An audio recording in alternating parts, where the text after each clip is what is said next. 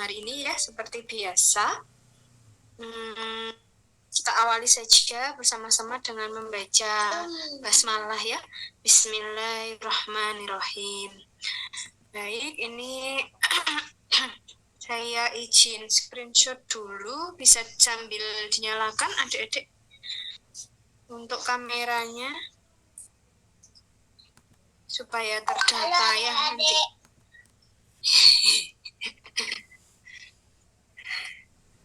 Boleh, kalau misalnya enggak apa-apa off cam, kalau misalnya masih di jalan nanti mawon kalau sampun waktunya jenengan ngajar baru on cam enggak apa-apa Bu. Oke, enggak apa-apa kok Bu. Terima kasih Bu Rizka. Oke. Saya SS sebentar nih, 1, 2, 3.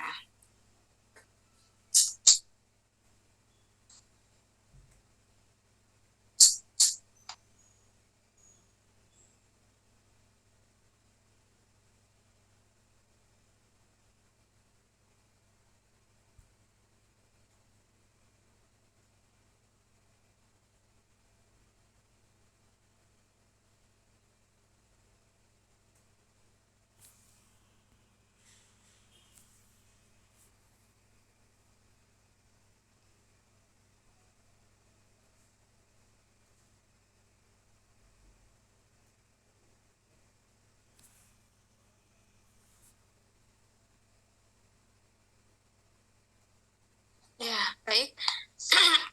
Kita mulai untuk materinya, yaitu tentang apa ya, Dek Hasna ya? Pengadaan ya? Izin menjawab Ibu, enggak Ibu? Ya, baik. Akan dimulai dulu dari saya ya, untuk pengadaan ini, sebentar. Penerimaan. Ya, nanti terkait dengan puskesmas, dan mungkin nanti kalau yang Pak Taufik sudah di penerimaan ya Pak, atau barangkali ada materi yang dari bagian pengadaan, misalnya masih mau ada yang ditambahkan, atau dari adik-adik ada yang mau ditanyakan masih boleh. Saya masih pengadaan Bu, pengadaan yang lain. Masih pengadaan, siap. Oke, Pak.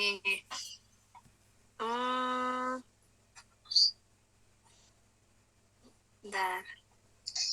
Halo adik-adik. Maaf, ini bapaknya belum pulang soalnya ya, jadi di belakang. Kemudian Pak Taufik dan Bu Ala. Nah, ini adik-adik. Ini loh anggurnya nih loh nanti Mam. Ya, baik, kita mulai dari terkait dengan pengadaan ya. Nah, khususnya adalah mungkin kita akan banyak bahas itu adalah nanti ketika mengarah pada jenis yang pengadaan untuk di apotik begitu ya, lebih banyaknya. Nah, namun memang pada malam hari ini coba nanti kita lihat dari WPF dan juga dari puskesmas itu seperti apa ya. Nah, untuk di rumah sakit sebenarnya di sini juga di materi ini juga saya sudah masukkan dari juknis yang dari rumah sakit. Nanti coba kita juga akan pelajari ya. Nah, ini yang pertama adalah PowerPoint ini diambil dari juknis pelayanan kefarmasian di apotek gitu ya. Oh iya, ini sebelumnya Pak Taufik anaknya baru lahir ya. Pak Taufik, selamat ya Pak atas lahirnya putra pertamanya. Ini kita doakan bersama ya, semoga jadi anak soleh, sehat selalu ya. Kemudian ibunya segera sehat lagi ya, kan pasti kalau setelah melahirkan masa pemulihan juga ya. Selamat Pak Taufik, kita doakan sama-sama ya. Nah, oke, nah ini untuk kita kembali ke materi ya, untuk pengadaan gitu ya. Nah, kalau siklus kemarin pengelolaan itu ada mulai dari seleksi, kemudian ada ada perencanaan ya yang sudah kita bahas tuntas di di minggu lalu. Nah, kemudian setelah yang namanya obat atau mungkin PMHP gitu ya, yang utama adalah obat ya, itu dilakukan perencanaan, maka kemudian adalah saatnya untuk dilakukan pengadaan ya. Jadi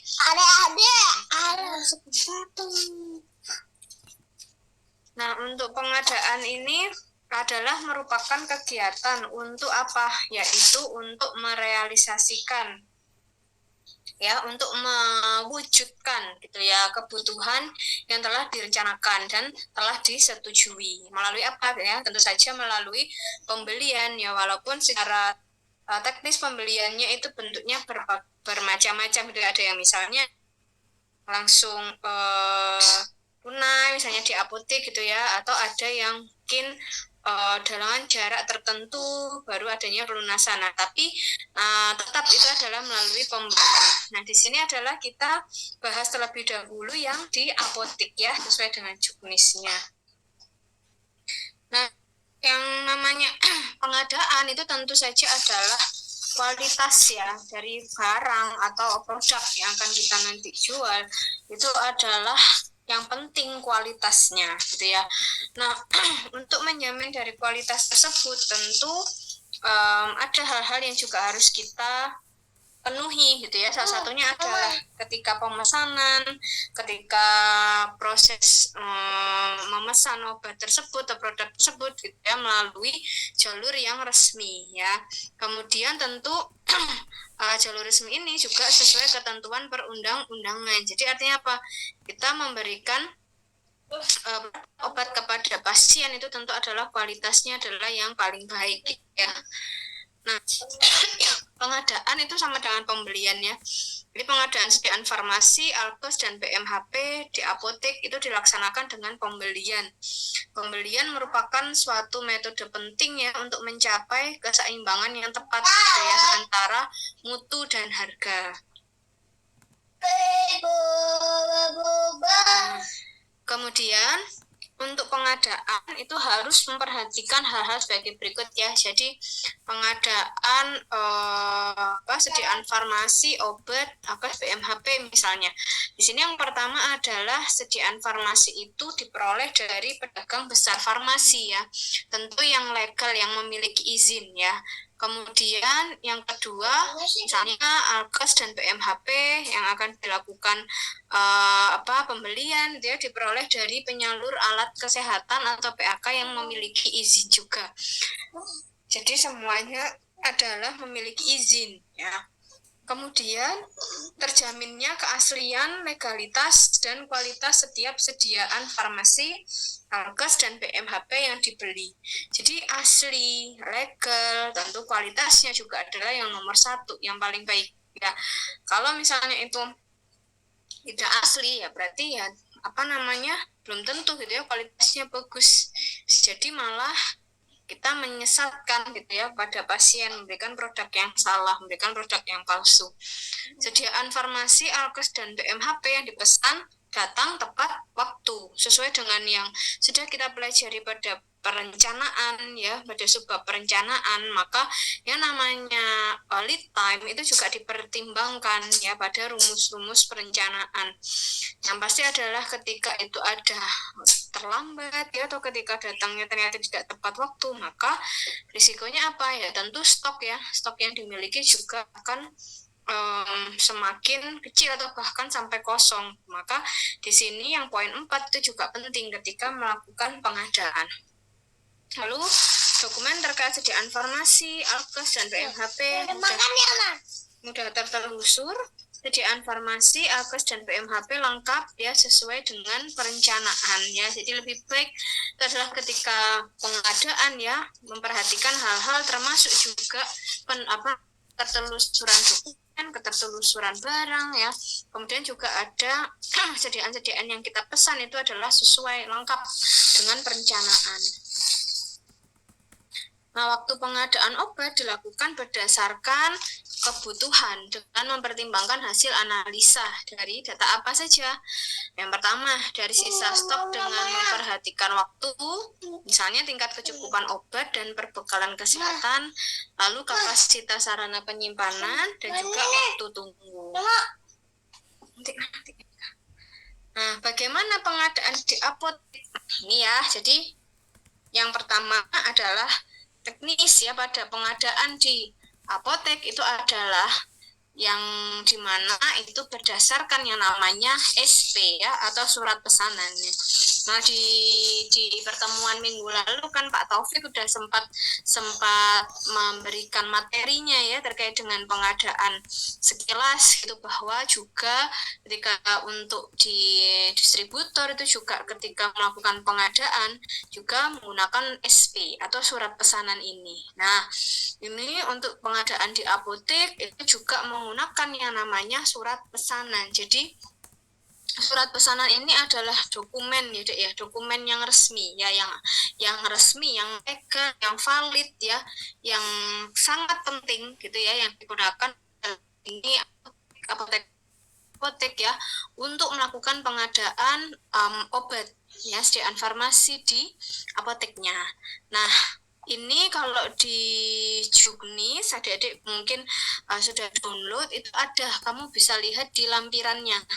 Nah, di lampiran itu sangat banyak, ada lampiran 1 sampai salah itu adalah terkait dengan contoh surat pesanan, jadi blanko ya. Jadi Kemenkes itu memberikan contoh blanko surat pesanan sediaan farmasi yang bisa diadaptasikan gitu ya di apoteknya untuk melakukan pemesanan. Nah, jadi bisa sama persis, atau mungkin nanti kalau misalnya mau diubah sedikit gitu ya, misalnya disesuaikan dengan blanko apotek, misalnya ada penambahan kop dan sebagainya, nah itu diperbolehkan ya, asalkan isinya itu adalah ya kurang lebih sama seperti pada Juknis dari kementerian ini ya, dari Permenkesnya. Nah, SP ini jika di apotek ya barangkali juga di di BBF juga sama ya Pak ya, bahwa SP ini valid dan legal ditandatangani oleh apoteker penanggung jawab ya. Dalam hal ini adalah kalau di apotek adalah apoteker pemegang surat izin apotek dan juga yang memiliki nomor SIPA ya untuk apotek tersebut gitu. Jadi SIPA itu adalah surat izin praktek apoteker. Jadi kalau misalnya apoteker mau berpraktek gitu ya, maka bisa harus memiliki yang namanya dokumen surat izin praktek ini ya, atau biasanya disingkat dengan SIPA. Nanti bilang aku ya. Ya. Nah, sedangkan kalau apoteker pemegang SIPA ini jadi dokumen kalau dokumen apoteker ini juga memiliki data-data yang juga nanti akan sama dengan dokumen surat izin apotek atau sekarang surat izin usaha gitu ya. Jadi semuanya harus sinkron gitu ya. Nah, ini yang di slide ini itu adalah contoh surat pesanan untuk namanya adalah istilahnya surat pesanan reguler ya, atau SP reguler. Jadi nanti kita akan belajar SP itu ada berbagai macam ya, ada apa saja. Nah, kalau yang di lampiran 1 ini, yang di slide ini adalah surat pesanan untuk reguler gitu ya.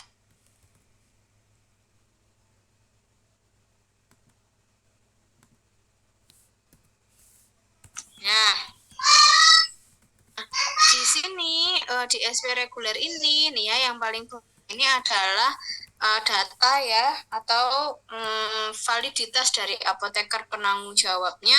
Jadi di sini ada apa saja itu. Nah, di sini ada nama lengkap, kemudian ada nomor SIPA, lalu ada tanda tangan, dan jangan lupa ada stempel apotek ya. Di atasnya juga ada biasanya itu adalah lokasi tempat dan tanggalnya gitu ya.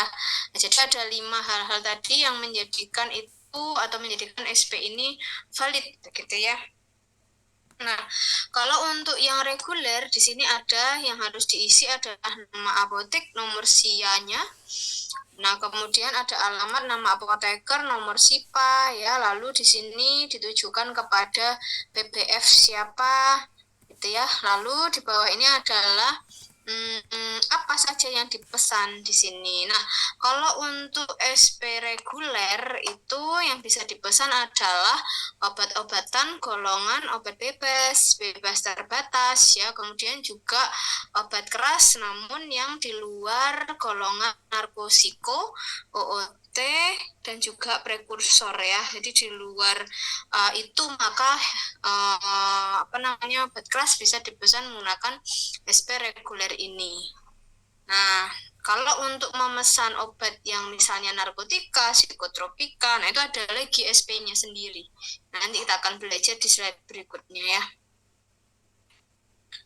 Nah, kalau dalam hal apotek merupakan apotek PRB yang bekerja sama dengan BPJS, maka pengadaan obat terkait pelayanan JKN ini dilaksanakan melalui e-katalog ya, dengan tahapan pengadaan obatnya, yaitu data RKO misalnya digunakan sebagai dasar untuk melaksanakan pengadaan dan penyampaian usulan kebutuhan obat ke Kemenkes melalui aplikasi Imonef. Lalu pembeliannya melalui e-purchasing ya terhadap obat yang sudah dimuat dalam sistem katalog elektronik portal pengadaan nasional. Jadi kalau itu adalah apotek yang bekerja sama dengan BPJS untuk pengadaannya bisa melalui e-katalog, pembeliannya dengan e-purchasing, gitu ya. Nah, sekarang adalah kita membahas terkait dengan SP tadi ya, karena itu adalah satu-satunya dokumen ya yang digunakan untuk melakukan pemesanan atau pengadaan. Nah, di sini yang namanya surat pesanan itu, nah ini barangkali di beberapa apotek sudah melakukan atau mempraktekkan yang sedikit berbeda gitu ya, itu tidak masalah. Nah, di sini tapi saya mengambil dari Juknis ya, Juknis Permenkesnya.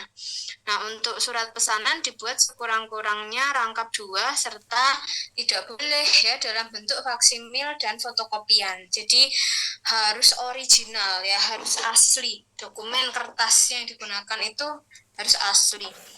Satu rangkap surat pesanan diserahkan kepada distributor dan satu rangkap sebagai arsip. Kemudian untuk surat pesanan narkotika hanya dapat diperoleh dari PT Kimia Farma Trading and Distribution. Jadi khusus untuk SP narkotika itu hanya bisa dipesan pada PT Kimia Farma ya, adik-adik ya, tidak bisa selain dari PT Kimia Farma. Surat pesanan psikotropika dibuat dengan jumlah 3 rangkap. Pengadaan sediaan farmasi yang merupakan prekursor menggunakan SP yang tercantum pada lampiran 4 untuk obat jadi. Jadi lampiran-lampiran yang ada di Juknis itu sangat banyak sekali. Di situ ada contoh-contoh dokumen termasuk SP ini ya. Nah, berikutnya ya, bagaimana jika terjadi kekosongan pada distributor sedangkan obat sangat dibutuhkan segera? Maka menurut Juknis dalam hal ini jika terjadi kekurangan jumlah akibat kelangkaan stok di fasilitas distribusi dan terjadi kekosongan stok di apotek, maka apotek dapat melakukan pembelian kepada apotek yang lainnya. Ini apabila ada klausal ini ya, kelangkaan di fasilitas distribusi dan terjadi kekosongan stok di apotek, maka boleh dengan melakukan pembelian ke apotek lain. Kemudian ada beberapa dalam hal memilih jika ada 2 vendor atau lebih vendor. Nah, ini misalnya adalah distributor gitu ya. Misalnya ada yang satunya adalah BBF XYZ, yang satunya BBF ABC misalnya. Nah, untuk kemudian kita harus lebih baik nih pertimbangannya yang mana, itu ada beberapa hal gitu ya. Nah, di sini apabila ada 2 atau lebih pemasok, apoteker harus mendasarkan pada beberapa kriteria. Misalnya yang pertama, mutu produknya yang tinggi ya oleh si BBF tersebut. Kualitas produk terjamin ya, ada NIE dan sebagainya. Kemudian reputasi produsennya, distributor berizin dengan penanggung jawab apoteker dan mampu memenuhi jumlah. Lalu dari segi harga bagaimana nih? Apakah lebih murah atau lebih mahal gitu ya? Lalu ada beberapa syarat juga yang biasanya dimiliki gitu ya dari BBF tersebut. Ada ketepatan waktu pengirimannya, lead time lebih cepat gitu ya, yang lebih baik kita pilih. Lalu mutu pelayanan pemasoknya dapat dipercaya. Bagaimana PBF tersebut memiliki kebijakan tentang barang yang dikembalikan atau tidak, atau misalnya kalau ada kebijakan tentang barang yang dikembalikan, itu kebijakannya seperti apa gitu ya. Dan kemudian ada packaging ya atau pengemasan. Nah, ini adalah tadi adik berbagai jenis SP. Coba di slideshow. Nah, ini tadi kalau yang tadi di slide sebelumnya itu adalah terkait dengan lampiran 1 ya, surat pesanan sediaan farmasi atau surat pesanan reguler. Kalau di lampiran 2 ini adalah contoh belangko untuk surat pesanan narkotika. Kemudian yang nomor 3 ini surat pesanan psikotropika, yang nomor 4 itu surat pesanan prekursor farmasi. Nah, kalau memang di Juknis ini untuk surat pesanan sediaan obat-obat tertentu itu tidak ada ya. Nah, tapi terkadang di beberapa apotek itu ada yang menggunakan SP khusus OT sendiri atau bisa menggunakan SP reguler gitu ya biasanya. Nah, jadi memang kalau di Juknis tidak ada, namun ada juga yang menggunakan SP OT sendiri. Nah, dari sini ada beberapa perbedaan ya dari SP-SP ini. Sebenarnya tidak terlalu jauh ya perbedaannya, cuma misalnya di prekursor ini memang karena prekursor itu masuk pada sediaan obat jadi ya, maka ya sediaan obat jadinya harus disebutkan, kemudian zat kandungan prekursornya juga harus disebutkan dalam SP tersebut. Nah, untuk SP narkotika ini ada sama ya seperti yang di reguler tadi. Ini apotekernya siapa, kemudian mengajukannya itu kepada siapa, distributornya.